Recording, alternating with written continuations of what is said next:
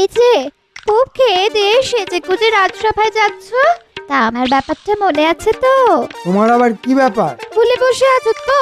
কতদিন ধরে একটা ভালো দেখে জামদানি শাড়ি আনতে বলেছি না? দেখো গিন্নি, তোমাকে জামদানি শাড়ি কিনে দেবার মতো ট্যাঁকের জোর আমার নেই। কেন নেই কেন? তুমি হচ্ছ এই রাজ্যের মন্ত্রী। এই শোনো, জামদানি শাড়ি কিন্তু আমার চাই চাই। না হলে কিন্তু একদম বলে দিলাম অনর্থবাদ দিয়ে ছাড়বো। দিলে কাজে বেরোবার সময় মেজাজে 13টা বাজিয়ে দিলে একবার। কেন যে মরতে বিয়ে করতে গিয়েছিলাম তোমাকে। আজ মহারাজকে বেতন বাড়াবার কথা বলতেই হবে।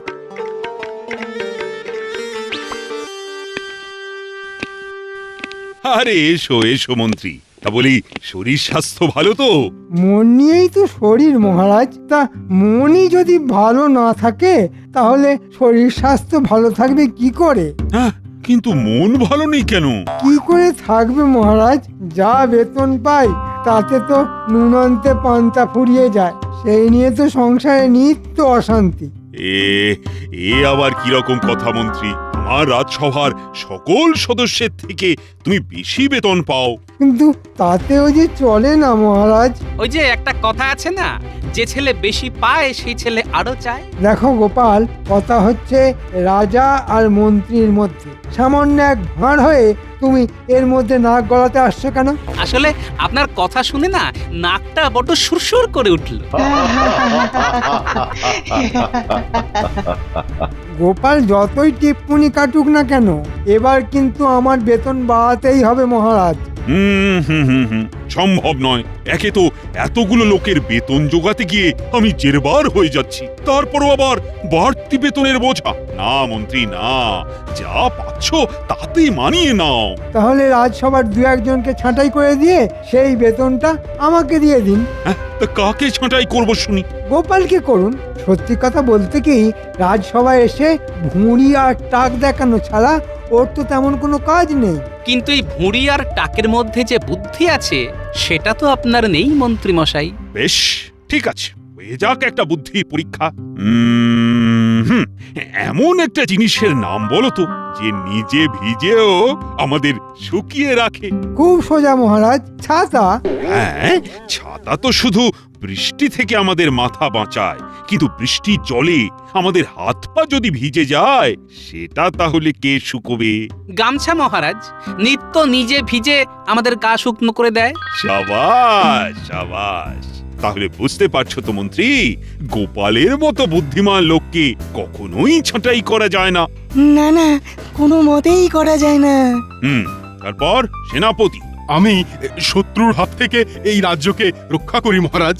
আর রাজবৈদ্য করে চিকিৎসা, সভাকবি কাব্য রচনা করে, রাজপণ্ডিত পাঠশালা চালায়, আর বিজ্ঞানী করে বিজ্ঞানের সাধনা, আর রাজজ্যোতিষী গণনা করে। না না মন্ত্রী, এদের মধ্যে বাড়তি এমন কেউ নেই যাকে আমি ছাঁটাই করতে পারি। অতএব মন্ত্রী মশাই, বুঝতে পারছেন তো আপনার বেতন বাড়ার কোনো সম্ভাবনাই নেই, তাই অযথা কাউকে ছাঁটাই করার কথা মাথা থেকে নামিয়ে যা পাচ্ছেন তাই নিয়েই সন্তুষ্ট থাকুন। না, বেতন বাড়ার আর কোনো আশাই দেখতে পাচ্ছি না। কি যে করি এখন? বউয়ের মান ভাঙাতে জামদানি শাড়ি কিনি কিভাবে? হ্যাঁ, উটির মা পেতলের কলসি ভর্তি করে জল তুলে নিয়ে আসছে। ঠিক আছে, এই দিয়েই বাজিমাত করতে হবে। শুধু বটা ঘটা আর আমার গিন্নির সাহায্য লাগবে। কিরে, সারাদিন গল্প গুজব করে সময় কাটালে চলবে? কিছু রোজগার পাতিও তো করতে হবে। তা কি করতে হবে? কিরে, পারবি তো? তুই যাকে বলে জলের মতো সহজ কাজ। কাজটা করে দিলে কত পাবো? পাবি রে, পাবি, ভালো মতোই পাবি। কবে করতে হবে? ধর কালি।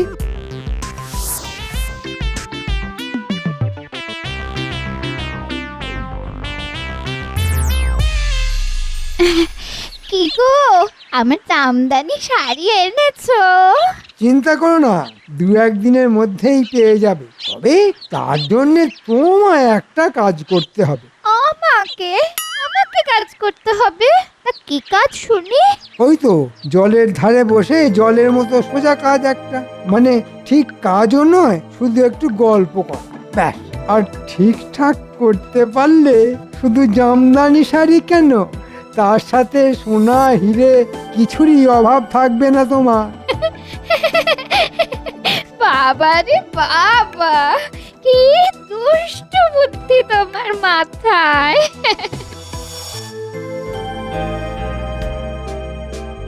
এই কি গো, এই পুটির মা, কোথায় চলেছো? পুটির মা, জল আনতে চলেছি দিদি। তা আপনি যে আজ কি করব বলো? তোমাদের মন্ত্রী মশাই কাজে বেরিয়ে যাওয়ার পর আমার তো কোনো কাজ থাকে না গো, তাই একটু বেড়াতে বেরিয়েছি।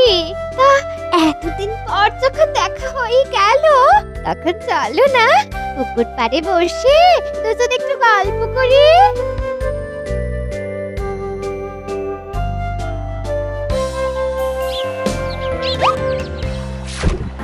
তা বলো পুটির মা, তোমার ঘর কন্যা কেমন চলছে? ওই একরকম, মানে আমাদের মতো গরিবদের ঘরকন্যা যেমন চলে আর কি। এই দেখো দেখো, পুকুরের জলের দিকে তাকিয়ে দেখো, কত বড় বড় রুই কাতলা কেমন ঘুরে ঘুরে বেড়াচ্ছে। ওই ওই ওই ওই দেখো। কোথায়? ও হ্যাঁ হ্যাঁ, ওই তো পুকুরের একেবারে মধ্যেখানে। ওই যে দেখো দেখো দেখো দেখো।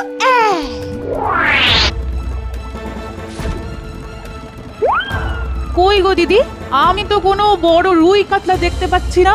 তাহলে হয়তো আমাদের কথা শুনে জলে ডুব মেরেছে। যাই হোক ভাই, আমি তাহলে এখন চলি। হ্যাঁ, আমিও জল নিয়ে ঘরে যাই। এ কি, আমার ঘোড়া কোথায় গেল?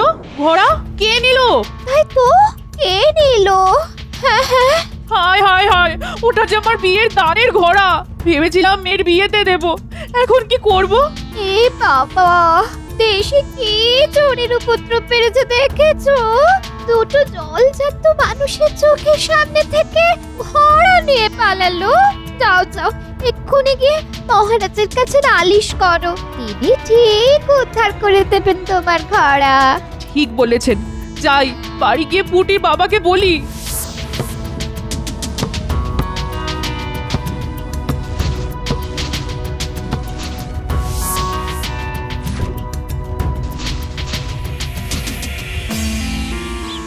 যাক বাবা, ভালোই সব কাজ মিটে গেল। হ্যাঁ, মন্ত্রীমশাই যেমন যেমন বলেছিলেন ঠিক তেমন করে দিলাম। চল চল, এখন ওই মন্ত্রীমশাইকে বলে পাওনাগুলো নিয়ে আসি। চল চল। কি ব্যাপার পুঁটির বাবা, তুমি এই সময় রাজসভায়? আমার সর্বনাশ হয়ে গেছে গোপাল দাদা। মহারাজ, পুকুর পাড় থেকে আজ আমার পেতলের ঘোড়া চুরি হয়ে গেছে। তা কি করে হলো?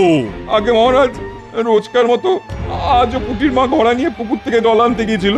পথের মধ্যে মন্ত্রী মশাই স্ত্রীর সঙ্গে দেখা হয়েছিল, দুজনে মিলে পুকুর পাড়ে বসে একটু গল্প করছিল।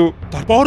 হয়তো কথা বলতে বলতে পুটির মা একটু অন্যমনস্ক হয়ে পড়েছিল, আর সেই সুযোগে কেউ এসে আমার মন চকচকে ভারী পেতলের ঘোড়াটা নিয়ে পালিয়ে গেছে। কি বলছো? দিনে দুপুরে এমন ছিচকে চুরি? না না না না, এ তো ভালো কথা নয়। সেনাপতি, এক্ষুনি পেয়াদা রক্ষীদের পাঠাও। যেমন করে হোক ওই ঘোড়া কিন্তু খুঁজে বের করা চাই। পেয়াদা আর রক্ষীরা কি করবে মহারাজ? যে চুরি করেছে সে নিশ্চয়ই এতক্ষণে ওই ঘোড়া হয় বিক্রি করে দিয়েছে, নয়তো গোপন কোনো জায়গায় লুকিয়ে ফেলেছে। হ্যাঁ, কথাটা খুব একটা মন্দ বলনি। তাহলে কি করা যায়? আমি বলি কি, রাজ জ্যোতিষী একবার গণনা করে দেখুন না ওই ঘোড়া কোথায় আছে। একেবারে ঠিক কথা বলেছ মন্ত্রী। রাজ্যতীষী, তুমি একবার গণনা করে দেখো তো ওই ঘোড়া এখন কোথায় আছে। তারপর না হয় সেপাই আর রক্ষী পাঠিয়ে ওই ঘোড়া উদ্ধার করে নিয়ে আসা যাবে। এতদিন তো রাজ্যতীষীর কাজ ছিল গণনা করে রাজ্যের ভালো সময় আর মন্দ সময়কে বলে দেওয়া। শেষকালে তাকে দিয়ে ঘোড়া চুরির গণনা? হ্যাঁ, রাজ জ্যোতিষীকে দিয়েই ঘোড়া চুরির গণনা। ওকেই গণনা করে বলে দিতে হবে ঘোড়া কোথায় আছে। পারলে বুঝবো ও ঠিকঠাক গণনা করতে পারে, আর না পারলে? আর না পারলে বুঝতে হবে ও একটা অকম্মার ঢেঁকি। ঠিক আছে, আমি গণনা করে দেখছি। কেঁদো না পুটির মা, কেঁদো না। এই বলি, এই পুটির বাবা তো মহারাজের কাছে গেছে। হ্যাঁ? এই দেখো, মহারাজ ঠিক খুঁজে বের করে দেওয়ার ব্যবস্থা করবেন। হ্যাঁ, কিন্তু যদি খুঁজে না পাওয়া যায়, হায় হায়, কেন যে মরতে মন্ত্রী মশাইয়ের বউয়ের সঙ্গে গল্প করতে বসলাম।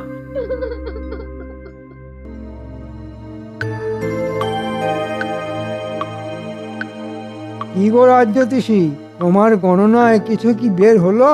কি হলো রাজজ্যোতিষী? কিছু একটা বলো।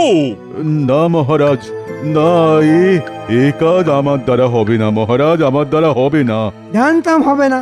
আসলে তুমি একটা ঘোড়ার ডিমের জ্যোতিষী। ঘোড়ার ডিমই হোক কিংবা হাতির ডিম, তা আপনি কি গণনা করে বলে দিতে পারবেন? আলবাত পারবো। বলো কি মন্ত্রী, তুমি কি গণনা করতেও জানো? আসলে অল্প বয়সে এক বিখ্যাত জ্যোতিষীর কাছে বেশ কিছুদিন গণনা বিদ্যা শিখেছিলাম। দেখি একবার শেষ চেষ্টা করে পুরনো বিদ্যা কিছু মনে আছে কিনা। বাবা, মন্ত্রী মশাইয়ের এত গুণ! ব্যাপারটা কেমন যেন খটোমটো লাগছে। তাহলে দেখো দেখো দেখো একবার চেষ্টা করে। রাজ্যতীষী, তোমার ওই গণনার ছক আর কাঠিটা আমাকে একবার দাও তো।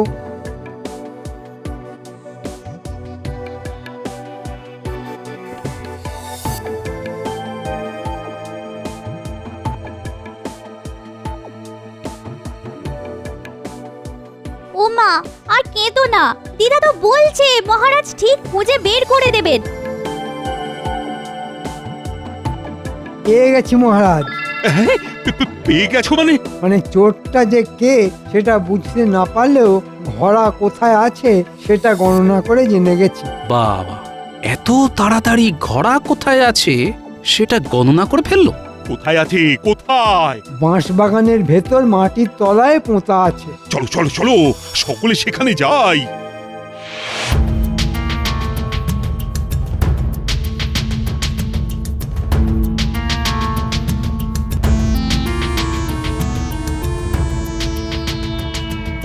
বলো তো ঠিক কোনখানটায় পোঁতা আছে?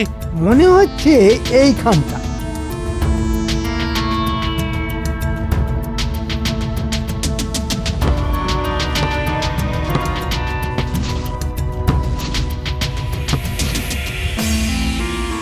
এই তো আমার ঘোড়া। মন্ত্রী, ধন্য ধন্য তুমি, ধন্য তোমার গণনা। এতদিনের পরেও যে বিদ্যেটা আমি মনে রাখতে পেরেছি, আপনার রাজজ্যোতিষী সেটা কেমন ভুলে গেছে। আসলে নামেই ও রাজজ্যোতিষী, এদিকে কাজের বেলায় অষ্টরম্ভা। তাই তো দেখছি। ওকে তাড়িয়ে দিন মহারাজ, আর ওর বেতনটা আমাকে দিয়ে দিন। আমি একলা এই মন্ত্রিত্ব আর রাজজ্যোতিষীর দায়িত্ব সামলে দেব। ঠিক আছে, বেশ, তাই হবে। এমনটা করবেন না মহারাজ, এমনটা করবেন না, তাহলে আমি যে না খেতে পেয়ে মরে যাব। এতক্ষণে ব্যাপারটা খানিকটা হলেও পরিষ্কার হলো, কিন্তু ঘোড়া চুরি যাবার পেছনে মন্ত্রী যে কলকাঠি নেড়েছে তার প্রমাণ না পেলে তো কিছুই করা যাবে না।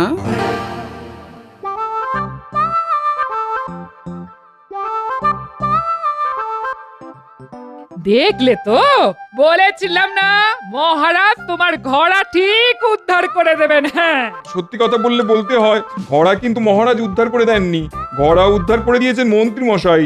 মন্ত্রী মশাই যে এত বড় জ্যোতিষী এটা কিন্তু আগে জানতাম না। এটা অবশ্য ঠিক কথা। এই শোনো, এবার আমি বাড়ি যাই। হ্যাঁ, পৌঁছে দিয়ে আসি। না না না, আমি একলাই চলে যেতে পারবো গো।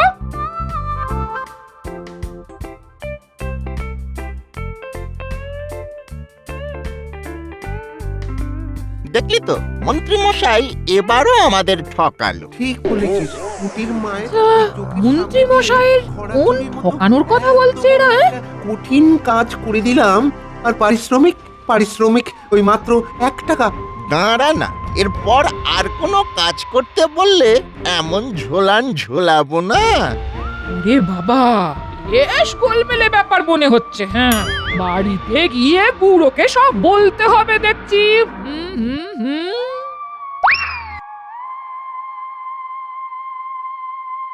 এবার আমার কি হবে গোপাল? হ্যাঁ, আমার চাকরি চলে গেলে আমি যে পথে বসে যাব। আচ্ছা, তোমার কি মনে হয় মন্ত্রী মশাই আমার থেকেও বড় জ্যোতিষী? হ্যাঁ, দেখো, মন্ত্রীমশাই আদপেও গণনা করতে পারে কিনা সেই বিষয়ে আমারও যথেষ্ট সন্দেহ আছে, কিন্তু কার্যকলাপ যে প্রমাণ করে দিয়েছে ও বেশ বড় মাপের জ্যোতিষী। তবে এখনই এতটা ভেঙে পড়ো না, আমিও সবকিছু না জেনে এত সহজে সবটা মেনে নিচ্ছি না। এই শোনো না, শোনো, একবার ভেতরে এসো, তোমার সঙ্গে আমার কথা আছে। হ্যাঁ, তোমরা কথা বলো, আমি তাহলে এবার আসি গোপাল। না না, তুমি বসো, আমি যাবো আর আসবো। হ্যাঁ, চালটা কেমন চেলেছি বলো? হ্যাঁ, এক চালে রাজজ্যোতিষীকে সরিয়ে দিয়ে ওর পুরো বেতনটা পকেটে পুরবো আমি। হ্যাঁ, আহ, আহ, আহ, আহ। আর আমি অভিনয়টা কেমন করেছি বলো? একেই বলে রাজ্যট। হ্যাঁ, আহ, আহ, আহ, আহ। কি বলছো কি তুমি? নিজের কানে শুনেছো? হ্যাঁ গো, হ্যাঁ। তাহলে যা ভেবেছি তাই, এখানেও ওই ষড়যন্ত্রের কলকাঠি।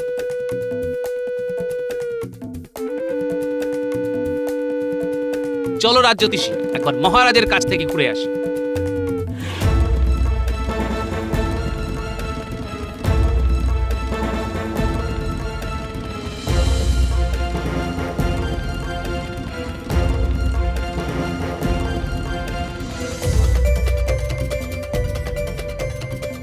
কি বলছো কি গোপাল? ঠিকই বলছি মহারাজ।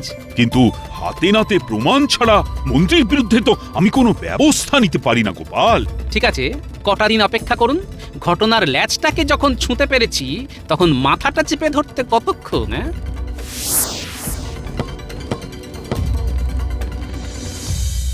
হ্যাঁ, ঘোড়া উদ্ধার করার পর সারা রাজ্যে যেভাবে আমার নাম ছড়িয়ে পড়েছে তাতে লোকের ভিড় লেগে যাবে। হ্যাঁ, আহ, আহ, আহ। ওদিকে রাজজ্যোতিষীকে হটিয়ে দিয়ে ওর বেতন আমি পাবো, আবার এদিকে গণনার ভরং দেখিয়ে দুহাত ভরে রোজগার। হ্যাঁ, এখন শুধু টাকা আর টাকা, টাকা আর টাকা। আহ, আহ, আহ, আহ।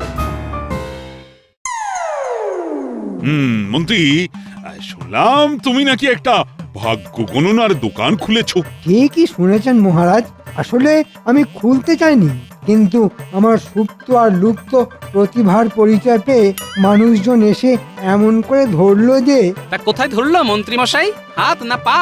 একেবারে ফরম কাটবে না গোপাল, ক্ষমতা থাকলে এমন একটা কাজ করে দেখাও না। হ্যাঁ, দেখাবো দেখাবো, সময় হলে ঠিক দেখাবো। তবে আমি দেখাতে শুরু করলে আপনি সামলাতে পারবেন তো? ঠিক আছে, দেখাও, যত ইচ্ছে দেখাও, তোমার মুরদ আমার জানা আছে।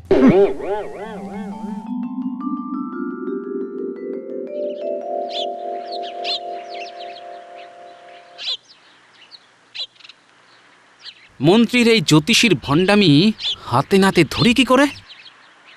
রে খুপে, কোথায় গেলি? ও মা, কাকিমা, এতদিন পর মেয়েকে বুঝি মনে পড়লো? মনে তো সবই পড়ে মা, কিন্তু এতটা দূর বহু কাল তাই আশা হয়ে ওঠেনি। আমি কিন্তু জামাইয়ের কাছে একটা আর্জি নিয়ে এসেছি। বলুন। এই যে আমার ছেলে লেখাপড়ায় খুব ভালো আর অঙ্কে খুব মাথা। তাই নাকি? কিন্তু দুঃখের কথা কি, আমাদের ওখানে ভালো কোনো চাকরি পাচ্ছে না। আর তোমার সঙ্গে তো তোমাদের মহারাজের খুবই ভালো সম্পর্ক। তা দাও না বাবা, মহারাজকে বলে কইয়ে তোমাদের রাজবাড়িতে একটা চাকরি করিয়ে দাও। ঠিক আছে, ঠিক আছে, করে দেব। তবে তার আগে একটা কাজ করতে হবে। বলুন না কি কাজ? যা বলবেন সব করতে রাজি আমি। আমার দেখিয়ে দেওয়া এক জ্যোতিষীর কাছে গিয়ে তোমাদের বলতে হবে যে তুমি লেখাপড়ায় খুব দুর্বল আর অঙ্কে একেবারে মাথা নেই। তাতে কি হবে? মহারাজের সামনে ওই বুজরুকের সব ভণ্ডামি ফাঁস হয়ে যাবে, আর খুশি হয়ে মহারাজ তোমাকে চাকরি দেবেন। বুঝতে পেরেছি, বুঝতে পেরেছি। আমি তাহলে চট করে মহারাজকে খবরটা দিয়ে আসি। বাবা, বলুন কি চাই? এই যে আমার ছেলে, এতটা বয়স হয়ে গেল, গোপ দাড়ি চেচে চেচে গালে কড়া পড়ে গেল, অথচ এখনো পাঠশালার পড়াটাও শেষ করে উঠতে পারলো না। আপনার খুব নাম শুনে ওই ভাগ্যটা গণনা করাবার জন্যে আপনার কাছে এসেছি। হয়ে যাবে, সব হয়ে যাবে। নিন, বসে পড়ুন।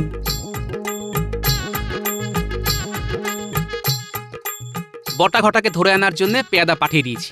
বেশ, ঠিক আছে ঠিক আছে।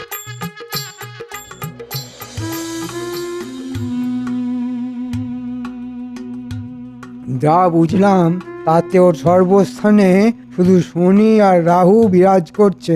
তবে ভালো মতো খরচ করলে ওর সর্বস্থানে শনি আর রাহুকে হটিয়ে দিয়ে সূর্য আর বুধকে বসিয়ে দেব। দেখবেন 1 বছরের মধ্যেই ও কেমন বিদ্বান হয়ে উঠবে। কাকে বিদ্যান করবেন মন্ত্রী মশাই? ও তো এমনিতেই বিদ্যান। তুমি কি করে জানলে? ও যে আমার নিজের খুড়তুতো শালা। আপনার ভণ্ডামি ধরার জন্যে এটা ছিল আমার ফাঁদ। ছি ছি মন্ত্রী, তুমি এতটা নীচ, এত বড় ভণ্ড! না মহারাজ, এই গণনায় আমার হয়তো কিছু গড়বড় হয়ে গেছে, কিন্তু পুঁটির মায়ের ঘোড়া উদ্ধার করে দেবার মতো সেই ঐতিহাসিক ঘটনার কথাটা একবার মনে করুন মহারাজ। কিরে মূর্তিমানের দল, নাহলে এমন মার খাবি না। এই বলছি বলছি বলছি বলছি সব বলছি। আসলে আসলে ওই মন্ত্রী মশাইয়ের কথায় আমরাই ওই ঘোড়া চুরি করে বাঁশবাগানে পুঁতে এসেছিলাম। হ্যাঁ মন্ত্রী! এ বাবা, পেট মোটাটা যে সব কিছু হাতে নাতে ধরে ফেললো। ওরে বাবা, ওরে বাবা, ধরো, জোচ্চোরটাকে ধরো। ওরে বাবা। প্রাণ বাঁচাতে তুমি ছাড়লে বাড়ি, কিন্তু আমার জামদানি শাড়ি।